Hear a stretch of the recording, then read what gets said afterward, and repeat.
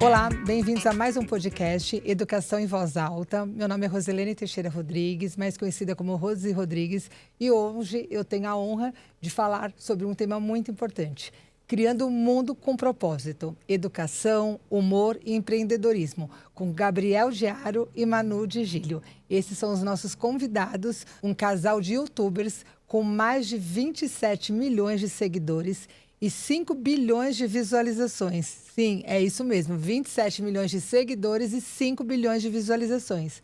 Autores da série de livros As Aventuras de Mike, que se tornou best-seller e até se transformou em uma peça teatral. Além disso, são fundadores da Piper Academy, uma plataforma online de ensino com metodologia gamificada, conteúdos pedagógicos e divertidos focados em empreendedorismo infantil, finanças, criatividade, inglês, dentre muitos temas. Bem-vindos, Gabriel Giaro e Manu de Gílio. Olá, Rose. Obrigado pelo convite. E vamos bater um papo aqui bem legal sobre tudo isso. Um papo bem gostoso. Bora. Conheço vocês já acho que 2 anos, né, que nós frequentamos aí uma mesma comunidade, né, de empresários, aprendendo um pouco mais, cada vez mais sobre empreendedorismo, até para que a gente possa ensinar os nossos alunos aí sobre empreendedorismo. Fomos nas obras lá da Waze também. Isso. Conhecer como tudo tava ficando. Foi muito. E nós fizemos até um teatro, né? Ah, é uma peça de teatro para os alunos, Fizemos até uma peça de teatro para os alunos. Garotada tinha gostado muito, assim. Falam dela até hoje. Sério? É. Legal. E assim, já até fazendo um comentário, a gente sempre tem reuniões com os alunos, né? E principalmente da faixa etária de 7 a 10 anos, nós temos o Grêmio Estudantil.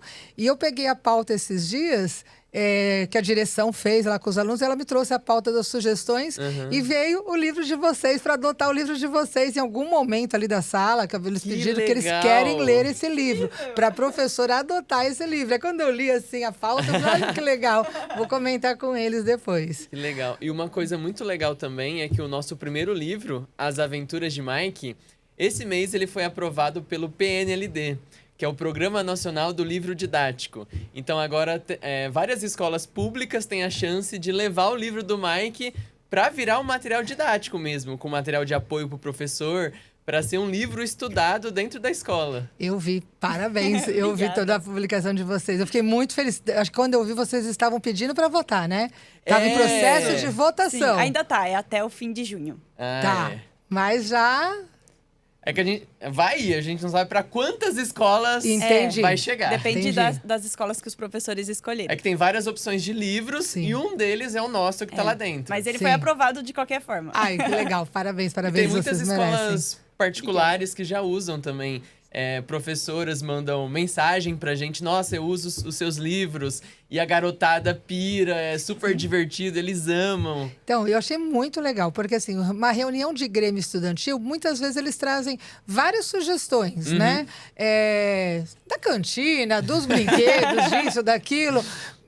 Raramente eles trazem sugestões sobre livros que eu quero ler, entendeu? Não era a pauta, geralmente não é o foco, né? Eles trazem muitas coisas, às vezes, de lazer e coisas realmente ali da cidadania comum, entre eles. Mas eles trouxeram assim, queremos que adote o livro, né? Eu não lembro qual deles agora, tá? Mas eles colocaram lá para adotar. Eu falei, nossa, vai ter que que legal. Agora. Tem que adotar, tem que adotar. São os próprios alunos que fazem essa reunião do Grêmio? A direção, ela faz junto com os alunos. Então, tem os representantes de classe. Cada sala tem ali o seu representante e o vice-representante. E aí, eles têm uma vez por mês uma reunião. Eles têm uma vez por mês essa reunião. Que legal. E a gente faz uma reunião online, né? Porque eu pego os alunos da manhã, os alunos da tarde, então faz um horário à noite. Então, existe essa reunião online, onde eles trazem todas as reivindicações, pontos de melhorias, enfim, todos os aspectos, tudo de positivo que aconteceu, tudo que merece ali uma atenção e quais são os planos de ação. E aí vem muitas ideias que realmente são bem legais, porque a escola vista pelo olhar deles, né? Algumas coisas não são possíveis. Aí Imagino a gente que tem deve ter várias ideias. E nós precisamos explicar para eles o porquê, porque eu acho que não é o não pelo não, e sim, assim, não é possível por isso, né? E outras nós colocamos em prática e a gente coloca lá no plano de ação até o período quando que vai tudo acontecer. É legal muito que legal. isso eles já aprendem a forma de empreender, né? O líder ali da sala de aula. Exato. Já e os aprende a direitos liderar. de reivindicar ali os seus direitos, né, da cidadania. Fazer a negociação ali. com vocês lá na Fazer escola. tudo. E é muito engraçado, porque muitas vezes eles têm uma visão diferente. Porque eu lembro uma vez que eu participei, porque a cantina é muito caro. Esse preço, por exemplo, desse suco é muito caro. E no mercado eu compro tanto. Aí eu tive que explicar como que é o processo de compra quando vai para uma cantina, a pessoa que serve, a refrigeração, os impostos. E aí, quando você mostra tudo isso, eles começam a entender. Como funciona, Como funciona o sistema. Não é a mesma coisa, né? E aí, então, acho que isso é a mágica da educação, né? Que incrível. Eu acho que você explicar e transformar aquela informação em conhecimento, né? Bom, eu conheço um pouquinho já da história de vocês, mas eu não sei se todo mundo conhece como surgiu, como vocês se conheceram, como que veio todo esse mundo digital, né? Que não começou pelo digital, começou pelos livros. Conta um pouquinho aqui pro público que está nos assistindo. Certo, vamos lá. Começa você. Ok. Em 2011, eu tinha 16 anos, estava no colegial. E 2011 foi o ano que surgiram os primeiros YouTubers no Brasil. Antes disso, ninguém fazia vídeos que a gente está tão acostumado hoje. Isso aqui vai sair no YouTube? Vai sair no YouTube, Olha, no canal do YouTube. No YouTube aqui, isso aqui não existia tanto em 2011. Existia, mas não tinha os criadores de conteúdo como a gente conhece hoje. A plataforma já existia, mas os criadores não era como é hoje. É. Aí em 2011 surgiram os primeiros. E eu vi aquilo, eu achei, nossa, isso aqui é muito criativo. É legal, você consegue se expressar, contar a sua história, falar o que tá dentro da sua cabeça. Para as pessoas verem, né? Assistirem, conhecerem. E daí eu achei aquilo legal. Fui na minha casa, peguei uma câmera da minha mãe, peguei o notebook dela e comecei ali a fazer meus primeiros videozinhos. Tudo muito amador. Então a galera que às vezes me assiste hoje fala, nossa, você fala tão bem. Mas os primeiros vídeos eram, tipo, todos travados, assim, oi... E eles estão ainda lá no canal? Tá. Nos canais, né? A gente nos tem canais, vários. nos canais. Nossa, mas era, tipo, horrível, bem ruim, assim. Mas a gente começa e depois a gente vai melhorando, Sim. né? E no começo pegava 10 views e era eu dando um F5 lá pra ver se dava uma melhorada. E foi assim que começou, numa brincadeira. Na época ninguém sabia que podia virar um negócio aquilo. Ou um trabalho, né? Realmente um trabalho. Em 2012, a Manu também começou. Eu comecei na minha casa, com a minha câmera, minha internet de escada, que levava um tempão pra subir o vídeo. Nossa, eram 4 horas pra subir um vídeo de 2 minutos. Hoje sobe em 3 minutos um vídeo. E aí... deixar claro, e vocês não se conheciam. A gente nos não se conhecia até cada aí. um no seu cantinho, na sua casa. De que cidade que vocês são? Ribeirão Preto. Interior Então, de São tudo lá, Paulo. E aí não dava certo pra nenhum dos dois. A gente tentou por anos e não dava certo. Aí em 2015 a gente se conheceu na internet e descobrimos que a gente estudava na mesma faculdade, no mesmo curso, no mesmo período, mas a gente nunca tinha se trombado. Eu era um ano mais velho, assim. Tá. Então não aconteceu aquelas coisas de filme, sabe? Que os dois se encontram, um derruba o material do outro, se olham e se apaixonam. Não foi assim, podia ser, né? Mas a gente tava na faculdade de Publicidade e Propaganda, que a gente é formado. E daí a gente começou a conversar, viu que a gente tinha muitas coisas em comum. E começou um namoro e começou um canal no YouTube também. Começamos juntos e gravar juntos. E aí começou a dar certo. Eu acho que um precisava do outro. Precisava, sim. Em 2015 foi o canal Operação Cinema, que é um canal nosso que a gente fala de filmes, séries, desenhos animados. E esse canal, de 0 a 10 mil inscritos, demorou 6 meses pra gente construir isso. Lá em 2015. Só que do 6º pro 7º mês, ele teve uma explosão. Então, ele foi de 10 mil pra 100 mil inscritos, que foi tipo uma coisa muito uau que aconteceu ali. E depois, nos próximos 3 meses, chegou em 1 milhão de inscritos. Então, a gente demorou 4 anos para encontrar uma forma de fazer aquilo funcionar. E a gente estudava muito. Como que a gente melhora o roteiro? Como que a gente melhora as ideias? A edição de vídeo? Como a gente pode falar melhor na frente da câmera?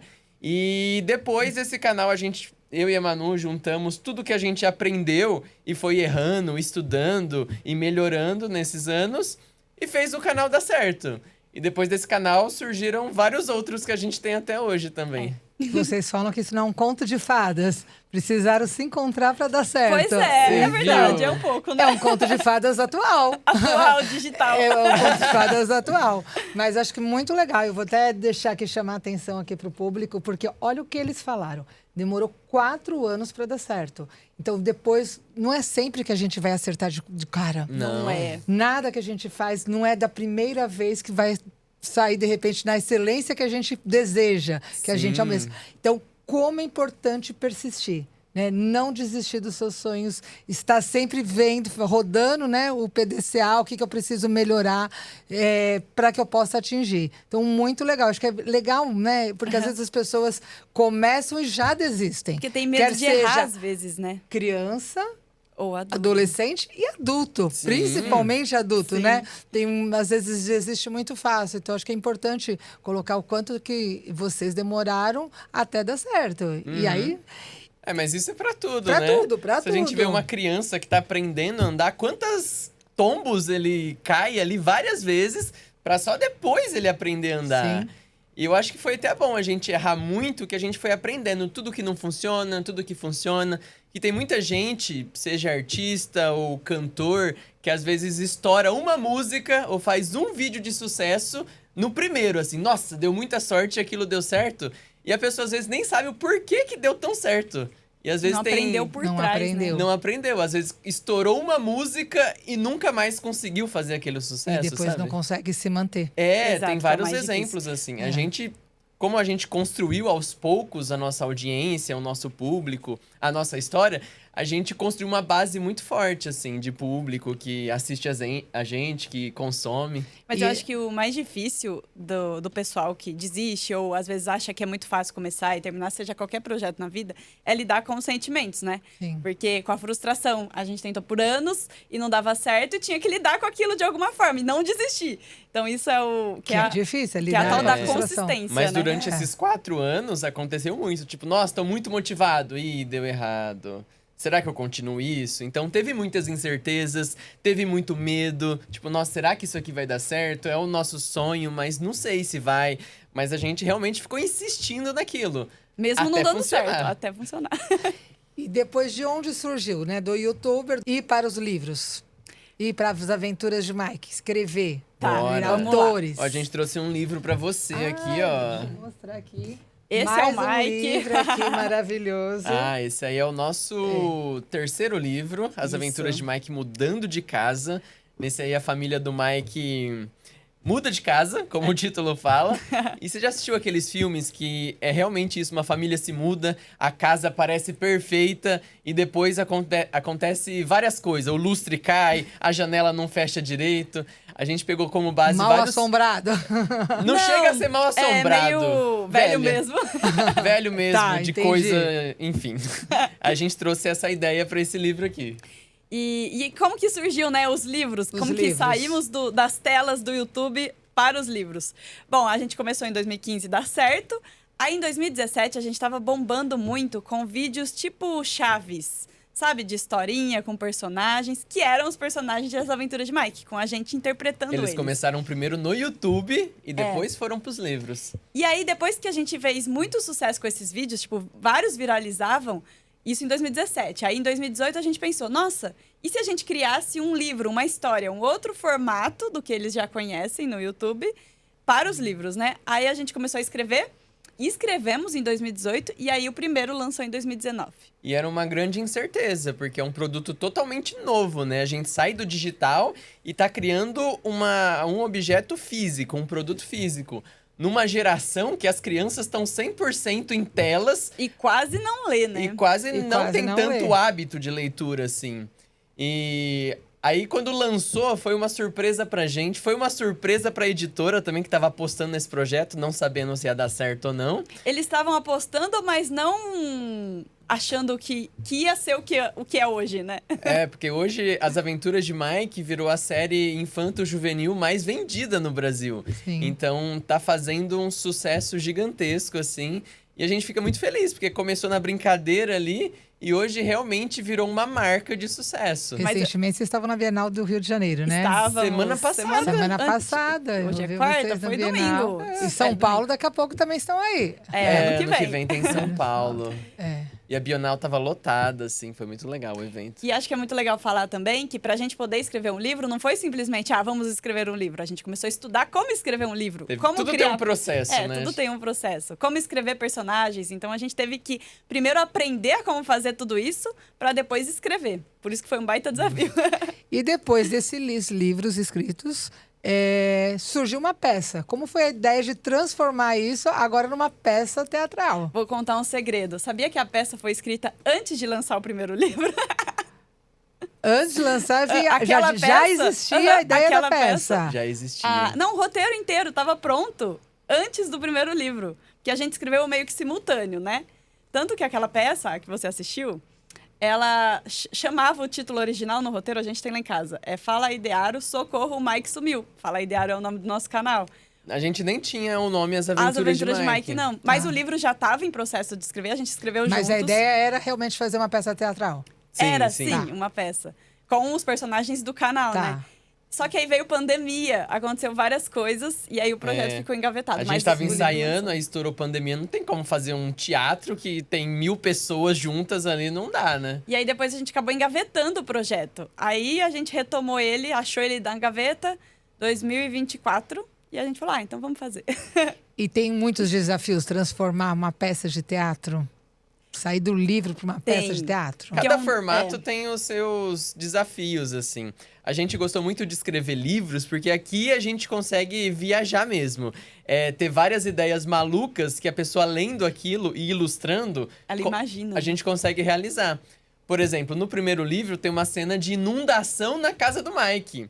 Como pra que um grava vídeo, como que eu vou fazer isso? Para uma peça de teatro, também não tem como fazer isso. Até, assim, pra vídeo até tem, mas envolve super investimentos que às vezes nem faz sentido pra um vídeo, né? Aí quando a gente vê vídeo, eu e a Manu, a gente interpreta vários personagens.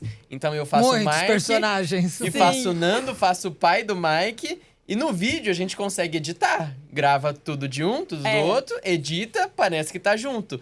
No teatro, não tem edição. Então, a gente teve que fazer um texto que eu saio, visto o Mike, volta, eu saio, visto o Nando. Por exemplo, na peça, o Mike e o Nando nunca vão falar juntos. Não tem como, porque ele interpreta os dois. Igual no caso, eu interpreto a prima irritante e a mãe dela. Não tem como as duas estarem na mesma cena. Não. Mas a gente escreveu o roteiro de uma forma que ninguém percebesse falta deles se comunicarem juntos. E tinha 2 atores dando apoio pra gente o tempo todo, né? Então, enquanto a gente trocava, tinha gente no palco fazendo cenas ali. E aí, esse ano, a gente escreveu outra peça, com uma nova pegada, agora de mistério, mas também de comédia. E... que não tem a ver com o livro 3. Não, tem a ver é uma história original. É uma história original, não tem a ver com nenhum livro. Isso é legal. Deixa bem claro que é uma história original. Sim, total. Aliás, a do ano passado também não tinha a ver com livro, era uma história original. Mas essa é mais de mistério. A gente trouxe uma nova pegada. A família do Mike vai pra um hotel. Aí o título da peça é Hotel Assombrado, mas não é bem que ele é assombrado, né? É um mistério que eles têm que resolver lá. Porque o fantasma não é algo paranormal, é alguém se vestindo de fantasma. Aí eles têm que descobrir quem será que é o suspeito, quem que tá fazendo isso. Então... não é uma peça de terror. Algumas pessoas às vezes pensam, nossa, é uma peça de terror. Não, é de comédia com mistério. O que vocês tentam trazer nas peças de vocês? De teatro, de lição, de mensagem para as famílias? A gente quer que desde o bebê, da criança, até o pai, o idoso, o adolescente, que tá todo mundo lá, se divirta e ria. Então, nosso roteiro ele é escrito de uma forma que tenha piadas para todos os públicos, mas sendo livre. E todos os projetos que a gente faz, seja no YouTube, seja no teatro, seja no livro, a gente quer levar diversão. Porque eu e a Manu, a gente teve uma infância muito legal, muito feliz. Muito divertida. Por causa de entretenimento. Filmes, desenhos que a gente assistia, acompanhava. Ou experiências de ir no circo, ir num teatro. E a gente quer proporcionar isso para os nossos fãs. Que eles tenham uma infância tão legal quanto a gente teve. Uma infância bem infância, sabe? Transformar esse humor também como algo pedagógico. Isso. De uma forma que seja divertido, que não ofenda ninguém, que é uma coisa que a gente sempre preza. Todas as nossas piadas, os nossos humor, ele sempre tem que ser de uma forma divertida e family friendly, né? É, leve, né? Leve. E fora tudo isso, vocês ainda têm um outro braço, né? Que é a plataforma Piper De Academy. educação. É muita De educação. coisa, né? A gente tem 4 braços, né? Que é o teatro é a cultura, incentivo à cultura. O livro é incentivo à literatura. Os vídeos no YouTube é incentivo ao entretenimento. E a Piper é incentivo à educação.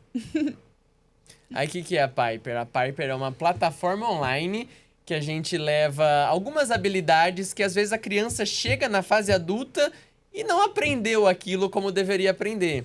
Então lá tem finanças, tem empreendedorismo, tem como lidar desenhar. com as emoções. E é isso. Tem criatividade também, tem culinária, tem inglês. Tem vários módulos. E da forma pedagógica que você mencionou, a gente realmente usa o humor, usa o lado divertido, usa personagens. Então, quando a gente vira para uma criança, a gente pergunta: o que você gostaria de estudar? Raramente você vai encontrar uma criança falando: nossa, eu quero aprender finanças, eu quero aprender empreendedorismo. Isso As não... mais nerds Sim. até pode acontecer, mas... alguma outra, mas a grande maioria fala: não, nem pensa que isso vai ser importante para o futuro.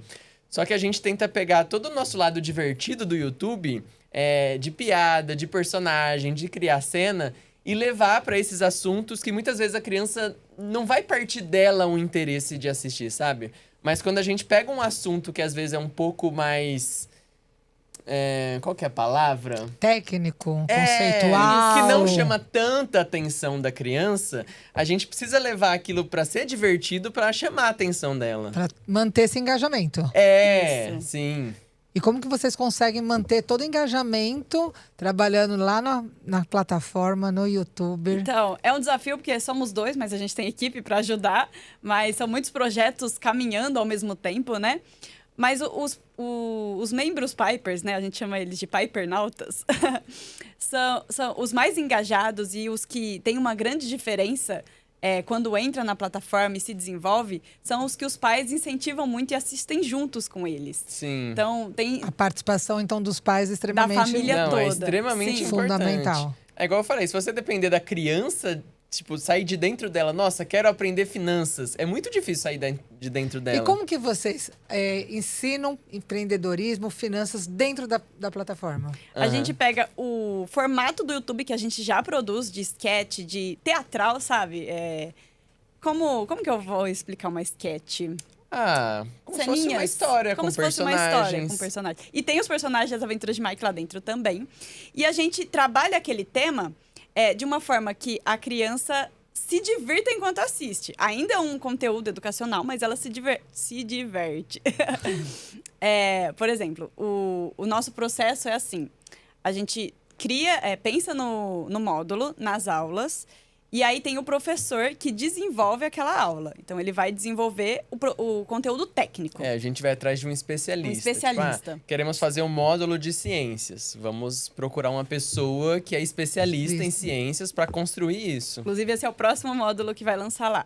E aí, esse especialista, ele escreve todas as aulas, todos os termos técnicos, tudo o que precisa, ele desenvolve mesmo a aula, aí passa para uma pessoa da nossa equipe transformar aquilo em divertido.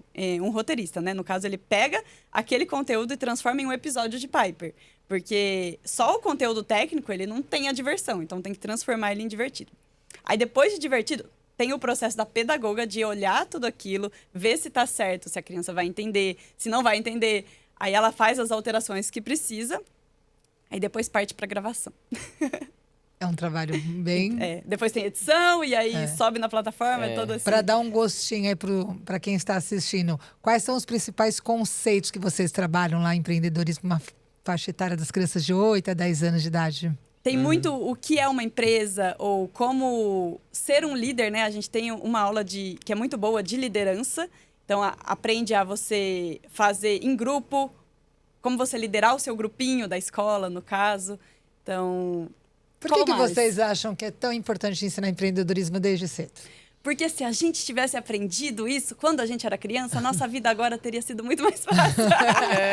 Que, por exemplo, eu e a Manu, a gente começou como youtubers, criando conteúdo, e a gente nem imaginava que aquilo ia virar uma empresa, ia virar um negócio.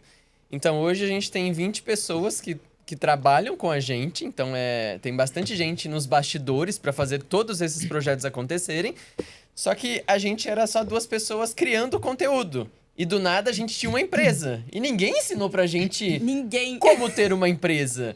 Então, depois de, sei lá, 25, 26 anos que eu fui estudar como ter uma empresa. Como que funciona o negócio, como criar um modelo de negócios, entender de vendas, entender de organização de equipe, como contratar uma pessoa, como criar departamentos. São muitos detalhes que a gente não aprende, né?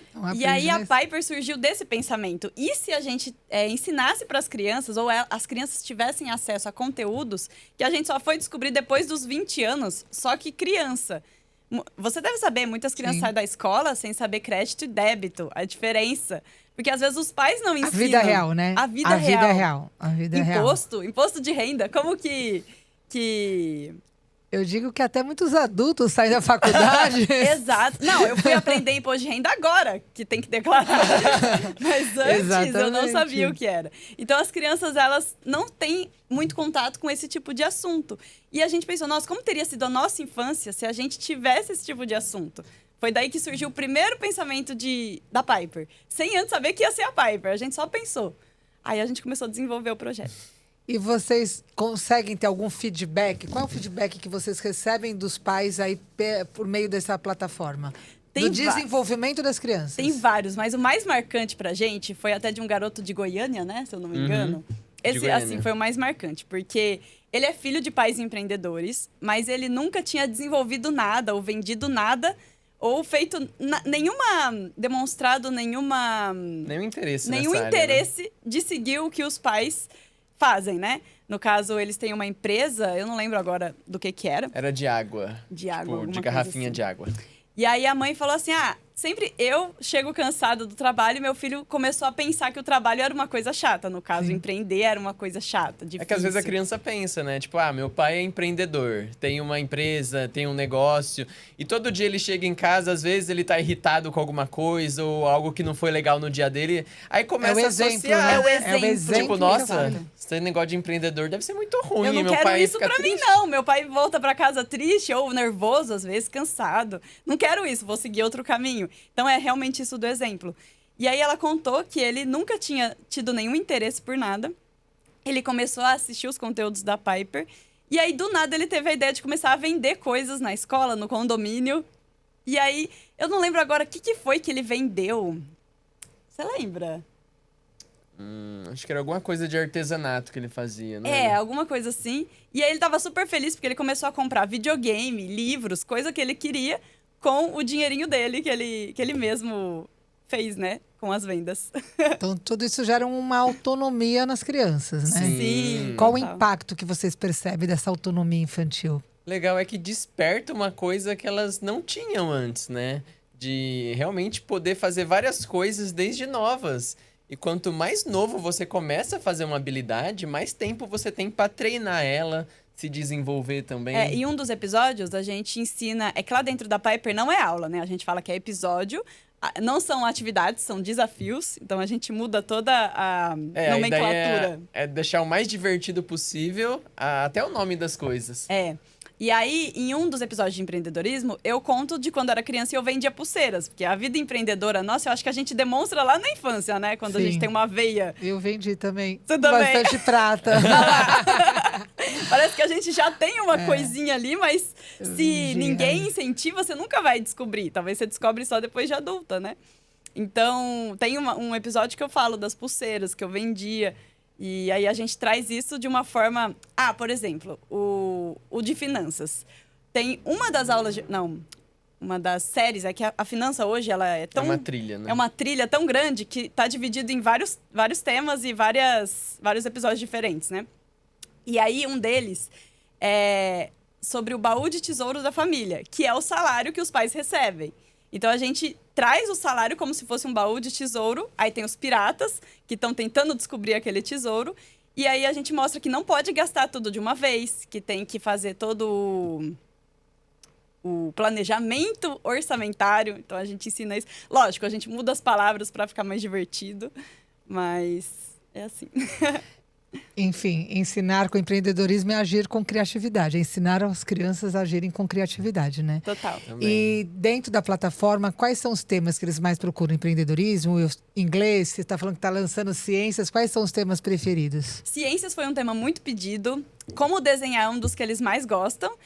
Lá tem aulas de como desenhar os personagens das Aventuras de Mike. Aí tem versão igual esse aqui do livro. Sim. E tem a versão anime também, né? Que é do desenho mais japonês, assim. Tem como ser youtuber? Tem como ser youtuber. Eles também amam esse módulo. Esse módulo. E o escrita criativa. O escrita criativa é tudo que a gente aprendeu para escrever a série As Aventuras de Mike. Então a gente coloca como escrever uma boa história, como montar e criar os seus personagens de um jeito legal, colocando características nele, personalidade, como fazer um plot twist, ou seja, uma reviravolta na história para chamar a atenção das pessoas. Então, esses são os preferidos. E como ensinar tudo isso com humor e, ao mesmo tempo, com muita responsabilidade? A gente tem pedagoga, né? A gente tem o pessoal que desenvolve esse conteúdo, mas eu acho que tem um feeling já de tantos anos que a gente trabalha com isso. Quando a gente começou em 2011, as crianças sempre acompanhavam a gente.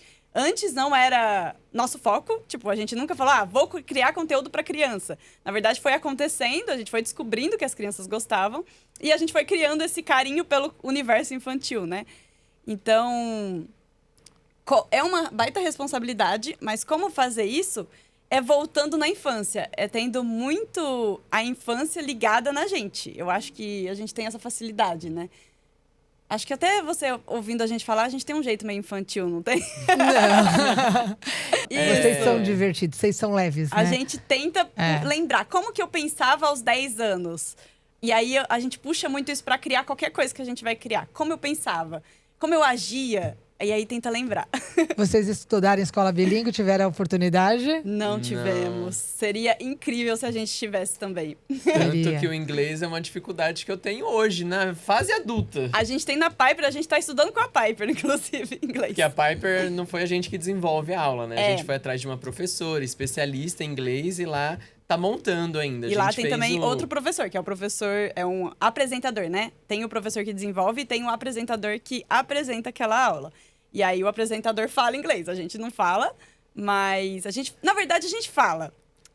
Eu não diria que é super fluente. A gente se vira. Dá pra viajar e se virar. Em viagem a gente se vira muito bem.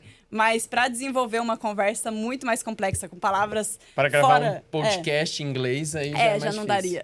Então, quanto é importante, né? Nossa, super! Porque quantas portas podem ainda se abrir quando vocês estiverem fluentes e confiantes, né? Total. Quantas portas aí podem se tornar internacionais, né?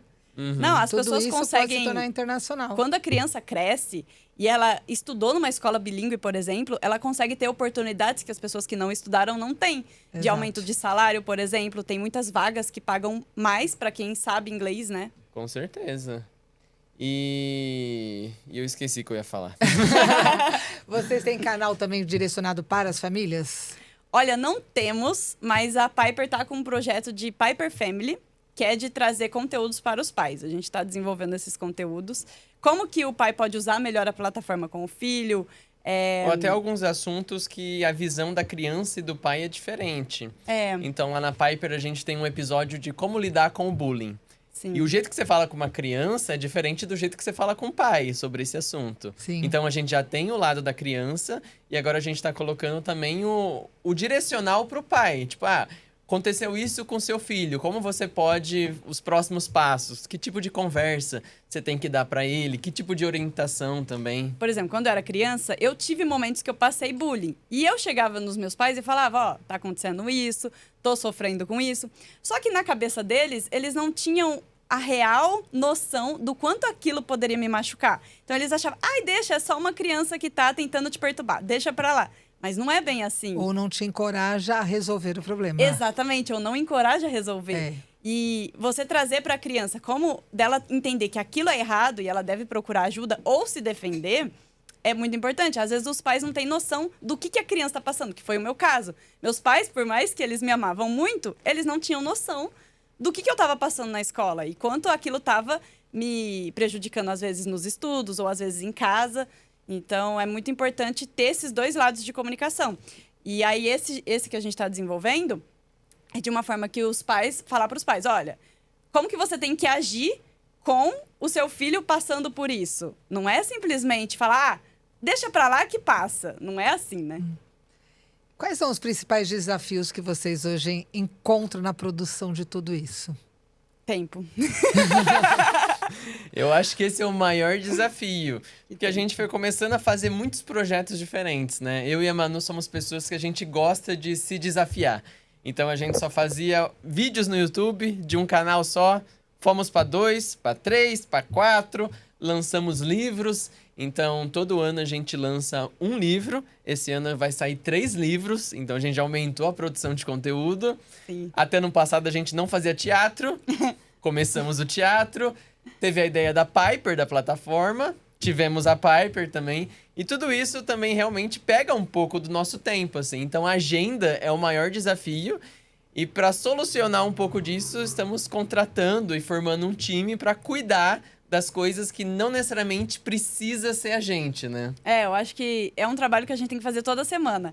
Eu realmente deveria estar usando meu tempo para fazer isso? Por exemplo, sei lá, pagar uma conta. Realmente faz sentido? Às vezes não faz sentido. Eu poderia passar para uma outra pessoa. Vocês precisam também ter um momento do ócio criativo, né? Sim. Esse é o difícil.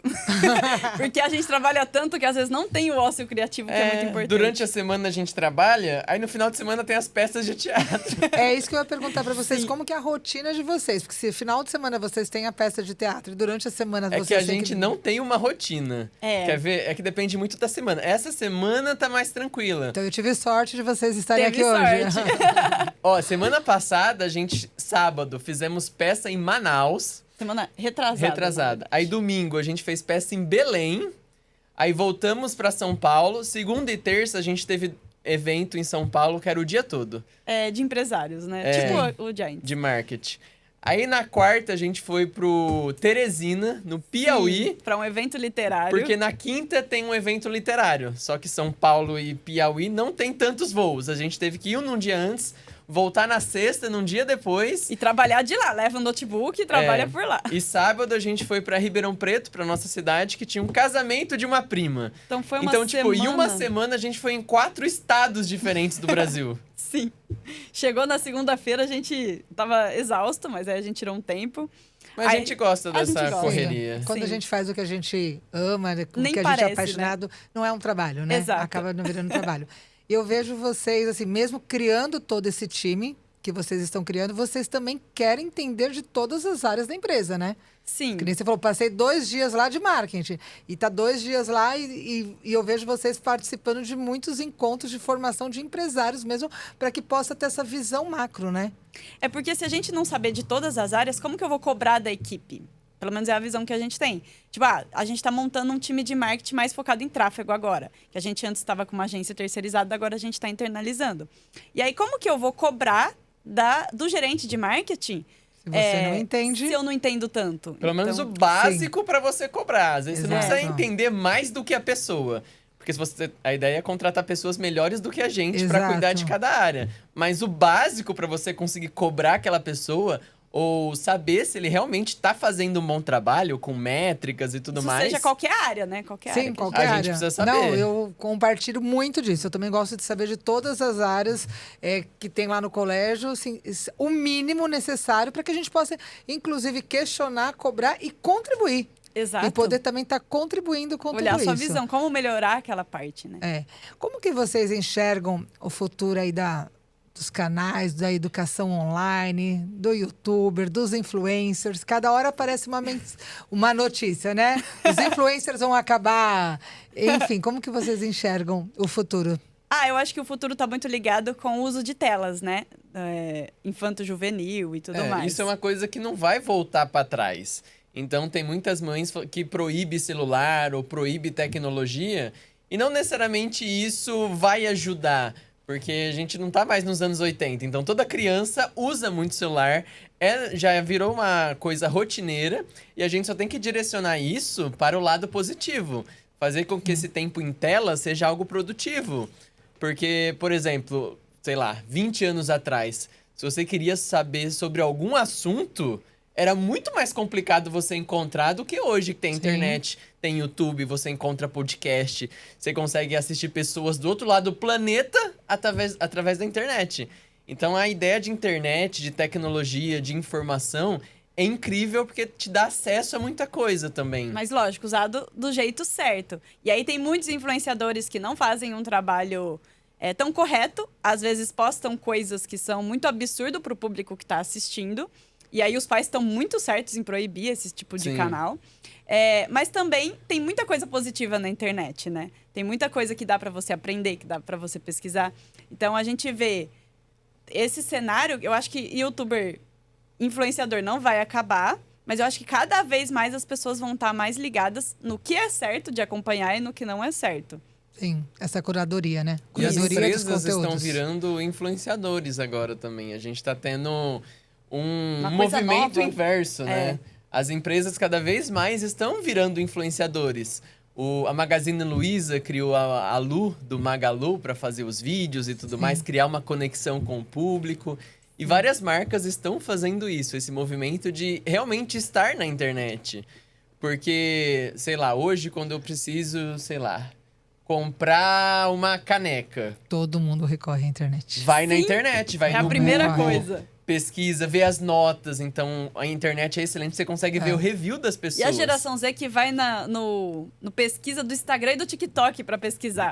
Às vezes não vai nem no Google. E no canal do TikTok vocês não tem nada? A Temos gente também. tem, mas lembra que a gente falou que é muita coisa para se dedicar? Tá. O nosso TikTok, o nosso Instagram, não é tão quanto a gente gostaria ainda. Tá pra mas entrar vamos uma chegar lá. social media semana que vem pra cuidar do Instagram e do TikTok meu e da Manu. Na verdade, uma especialista, né, de rede E social. que vai gerar mais conteúdo pra vocês É a gravarem. ideia. Porque é muita coisa para cuidar. Nossa, é muita coisa, é muito projeto ao Vocês mesmo têm tempo. utilizado muito a inteligência artificial? Como é que tá? Então, a gente utiliza ela para coisas não tão criativas, eu diria.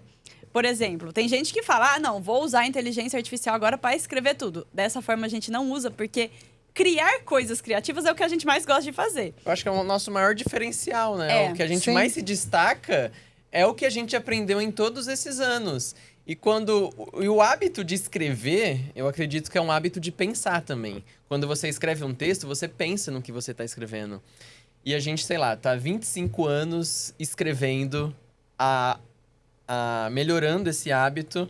E tem muita gente que só fala assim, escreve um texto aí pra mim, ChatGPT. Aí o ChatGPT escreve, a pessoa fala assim, tá legal, e manda. Não é desenvolve, né? A Não criatividade. desenvolve. Tipo, a gente tá 20 anos escrevendo, mas imagina uma criança de hoje que tá aprendendo a escrever, tá aprendendo a pensar, criar um raciocínio lógico, se já entrar no ChatGPT e falar, escreve aí pra mim um texto. Ela nunca vai desenvolver a habilidade dela de pensar, de raciocinar, certeza. de criar E diversas um outras argumento. conexões neurais que ela precisa desenvolver. Ela não Exato. vai desenvolver. A gente usa a inteligência para coisas, por exemplo, preciso responder um e-mail e aí precisa responder formalmente ou de uma forma, sei lá, uma negociação. Eu mando lá pro ChatGPT, me ajude com esta negociação. Não, aí é maravilhoso. Mas nas edições de vídeos, vocês já estão usando ou não? Edições a gente começou a testar, porque aí facilitaria Sim. muito o Não, trabalho, isso é fato. mas ainda não tá tão Tem boa. legendas automáticas também, legenda. que facilita muito. Antes a gente tinha que legendar palavra por palavra dos vídeos. Ou você joga lá, aperta um botão, legenda tudo. Legenda, E só a corrige gente- ali o que precisar, o ajustezinho. Porque às vezes ainda Exato. tem, Aí né? a edição ainda não tá tão, mas vai chegar lá. Mas às vezes para ideias a gente usa também. Tipo, Pra ter ideias é bom. haja como se você fosse o Walt Disney, com todo o conhecimento da internet que ele tem, já publicou em entrevistas, em livro, biografia. E me mentore aqui, o que eu faço com esse problema aqui? Então, às vezes, soluções de problema, trazendo uma perspectiva nova, também ajuda. Olha aí que dica que você tá dando, hein? A gente usa IA nesses momentos estratégicos, não pra coisas criativas. Às vezes as pessoas acham, eles usam pra coisa criativa. Não usamos. Que legal. Querem deixar uma mensagem? Estamos chegando aqui ao final. Vou agradecer Mas aqui já a passou presença tão de rápido. É um bate-papo muito gostoso mesmo e passa muito rápido. Passa. Mas assim, vocês querem deixar uma mensagem, querem complementar, o que mais a gente não conversou, que vocês acham que a gente precisa conversar para levar aqui para o nosso público? Eu queria dizer uma mensagem aos pais. Acho que tem muitos pais que devem estar assistindo, né? Sim. Ou será que não? Sim, Com sim, certeza, adultos, com certeza. Mais adultos. Mais adultos. Mais adultos. A mensagem que a gente queria deixar é de vocês interarem no universo dos seus filhos. Porque, às vezes, as crianças, elas estão se divertindo, seja com um livro, ou seja com um youtuber, ou com um filme. Qualquer coisa que eles estejam acompanhando. E você não tá tão por dentro, e você estar por dentro e se inteirando no mundo dele, se divertindo junto com ele, vai fazer memórias muito mais marcantes para ele quando ele crescer do que ele estar lá sozinho se divertindo. E a educação aqui, ó, educação em voz alta. Educação é a base de tudo, gente. Tem muitas crianças que pensam, nossa, quando eu chegar no ensino médio terminar a faculdade, eu vou parar de estudar. Não, Essa é a maior mentira de todas. Todo dia a gente estuda, aprende algo novo. E a ideia da educação é a gente realmente levar diversão com educação, para aquele momento ser leve, ser um momento divertido. E eu creio que nas escolas da Rose também, ela tem muito carinho com os alunos. Até o que você trouxe do Grêmio, para ouvir os alunos, assim, a minha escola não ouvia os alunos. Não tinha isso, não. Achei incrível descobrir E isso. nem era bilíngue. Nem era bilíngue. Então, o que você tá fazendo é um trabalho muito legal, assim, que eu e a Manu te admiramos muito por tudo que tá construindo. E agora o Waze vai dominar o Brasil também, né? A gente ficou encantado. Agora falta a gente conhecer O Dom Bosco. O Dom Bosco. E né? eu acho que se os alunos, quando estiverem assistindo esse episódio, eles vão perguntar quando eles virão aqui Quando no eles colégio. Quando? Eles querem Vamos ver marcar. vocês lá no colégio autografando os livros e a gente vai encontrar, proporcionar Quero esse muito momento conhecer lá. todos vocês. Muito obrigada, Gabriel, Manu. Foi uma Obrigada. honra tê-los aqui nesse episódio com a gente. Se você acredita que educação e leveza podem caminhar juntas, compartilhe esse episódio com todos os seus amigos, porque é mais um papel importante que a gente está trazendo, que a educação em voz alta tem o prazer de falar com vocês. Muito obrigada e até a próxima. Muito Obrigada. obrigado. Tchau, gente. Tchau.